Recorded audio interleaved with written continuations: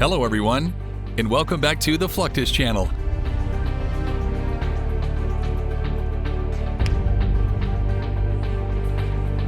A pilot flying a sleek fighter jet, breaking the sound barrier to surprise the adversaries with a gush of bombshells is indeed electrifying.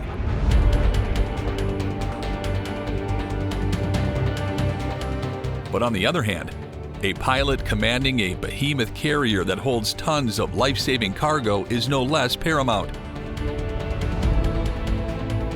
Today's episode dives into the thrilling careers of the pilots, who enjoy pulling G's and commanding gigantic Goliaths.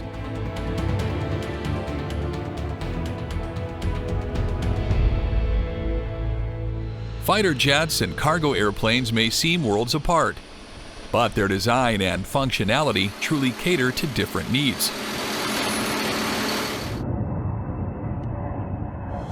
Fighter jets like the F-15 and F-22 are designed specifically to travel faster with a minimum radar cross-section to launch surprise attacks. On the other hand, cargo carriers like the C-5 and C-17 are made exceptionally large to hold more cargo and to operate from austere runways.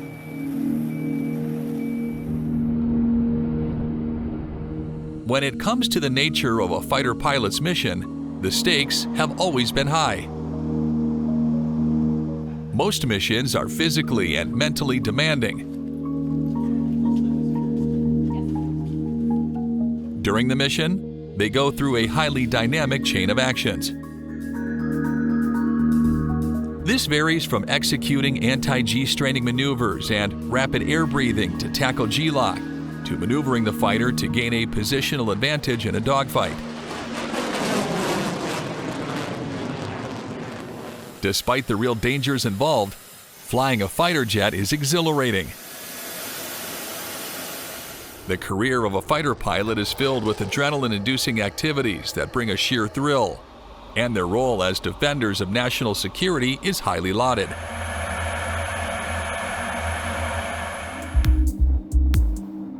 On the other hand, cargo pilots go through an entirely different journey during a mission. In contrast to fighter pilots, cargo pilots do not get engaged with the enemies directly, and their missions are scheduled ahead of time. This may sound like routine and less exciting compared to what fighter pilots experience. While both fighter and cargo pilots may be assigned to diverse missions, they have their core duties. Of those, missile firing tops the list for fighter pilots.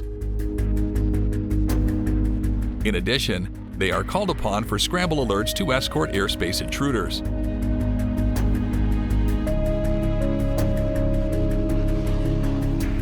In the case of cargo pilots, they undertake rapid strategic deliveries that may include heavy cargo, such as M1 Abrams tanks, troops, and weapons.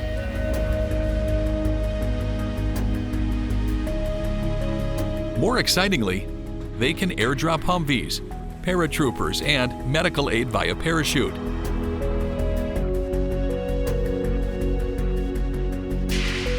When it comes to the risks associated with the duties, fighter pilots are definitely at a higher risk than cargo pilots.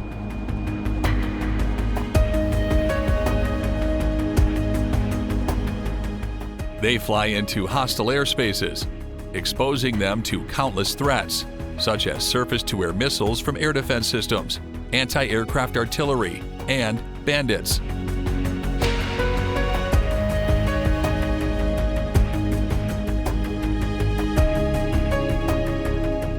In such situations, they may have to use conventional countermeasures such as flares and chaff to circumvent missiles or electronic countermeasures to disrupt and deceive incoming missiles.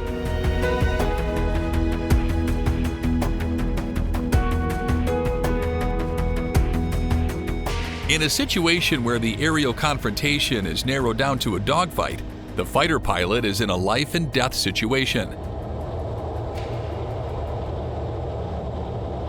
Even a simple error in judgment could cost in life, and the years of training and experience are boiled down to a drama of a few minutes. The fact is that those who get the positional advantage first will gain the upper hand.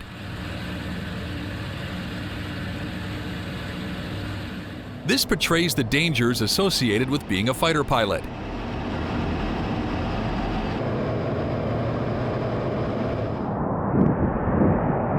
In the realm of cargo piloting, things are more on the safer side. In general, cargo pilots do not fly into hostile airspaces.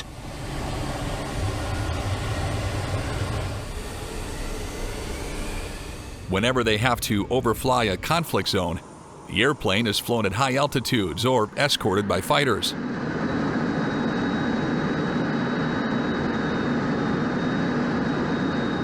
Thus, cargo pilots barely face life-threatening situations.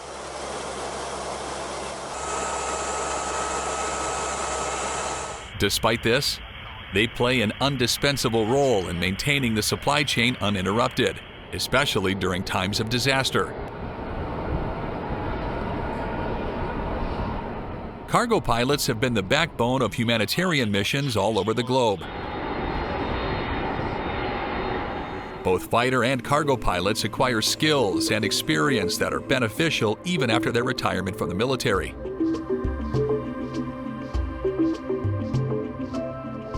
Military pilots are better known for making critical decisions under pressure, and most pilots are hired by commercial airlines.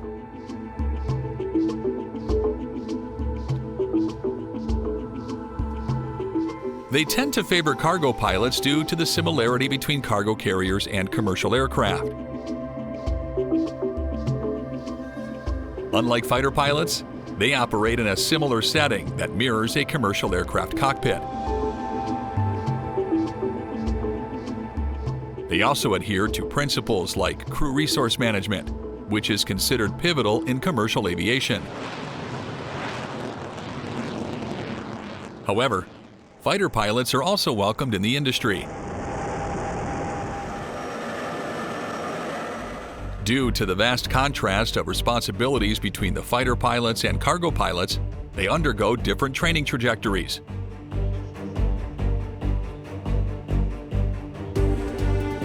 For both, the journey starts as a student pilot. These student pilots master basic flying skills in their initial pilot training.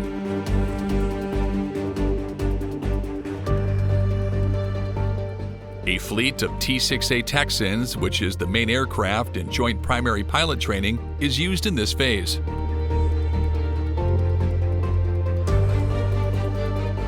The aircraft is powered by a turboprop engine and offers tandem seating for the instructor and the student pilot with ejection seats. The aircraft is fully aerobatic, and it offers the opportunity for the student pilots to experience the full range of aerial maneuvers. In addition, with the Texan II, they learn to fly in formation and to read cockpit instruments. In due course, they progress towards specialized undergraduate pilot training, where they get the opportunity to fly specific aircraft types.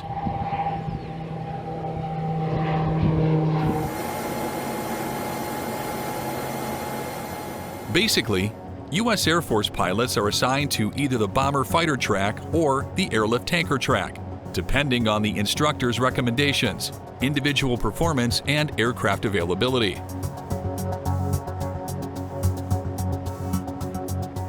With the hands-on experience gained from the trainer aircraft, pilots from the bomber fighter track advance to the fighter trainer, the T-38 Talon.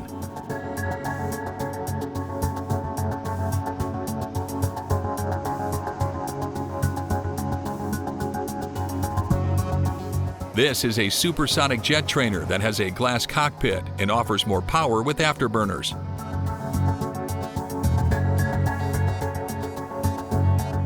While the Talon was able to bridge the gap between an initial trainer and a real-world combat aircraft, the introduction of cutting-edge fighters like the F-22 and F-35 made this task challenging for the Talon. Hence, a new trainer with modern equipment was required. T-7A Red Hawk, a 5th-gen aircrew training system, will soon replace the aging Talons as the U.S. Air Force's advanced jet trainer. As the next stage of training, student pilots get to fly real combat aircraft. This is the stage where pilots go through aggressor training to hone their air-to-air combat skills. During the aggressor training, pilots fly with dissimilar tactical fighters resembling a real battle. With all this expertise, pilots are escalated to training at the squadron level, where they wrap up the training as qualified fighter pilots.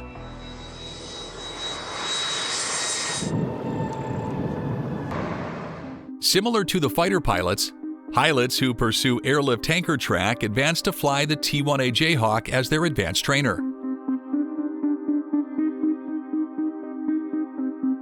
In the following phase, student pilots fly light passenger and cargo airlift aircraft, such as the UC-12W.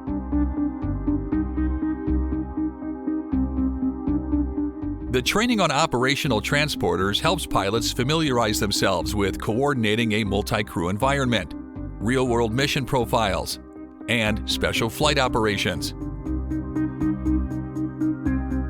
As aeromedical evacuations are no surprise to the airlift crew, handling in-flight medical emergencies is imperative.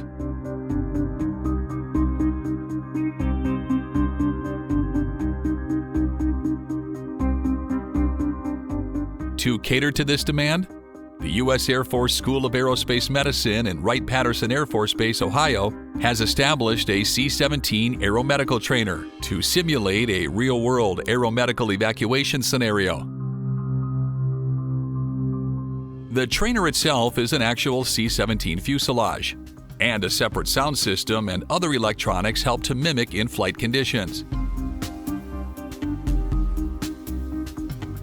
The C-17 Globemaster has a highly versatile cabin, which can be configured to accommodate 74 patients in one sitting.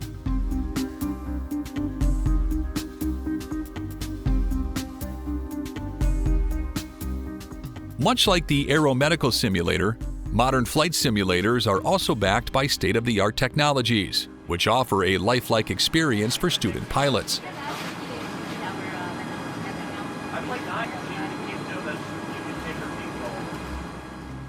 Certain mission training centers have 360-degree, constant resolution video systems to uplift the authenticity of the flying experience.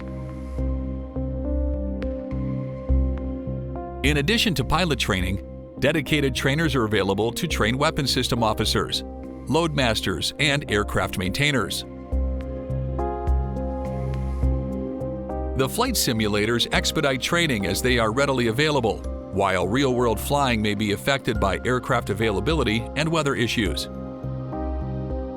On the other hand, it curtails the training cost by a large margin and mitigates the risks associated with training.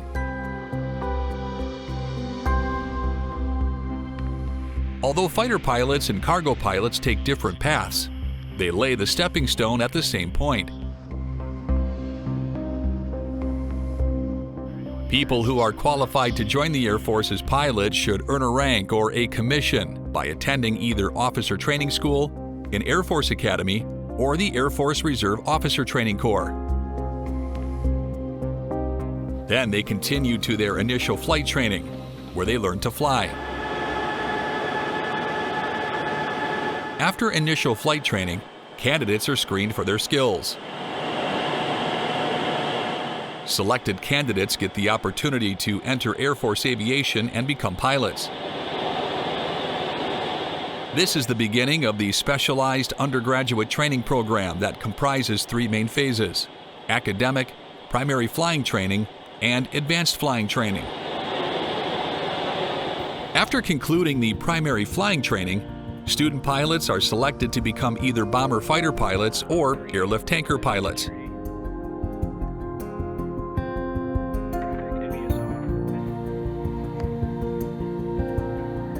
On top of this, Pilots can branch out to various tracks flying dedicated aircraft.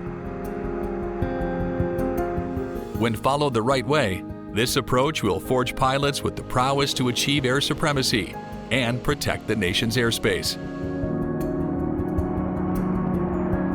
That's the end of this video. I hope you enjoyed it. Make sure to subscribe to this channel so you don't miss any of our new content. See you next time.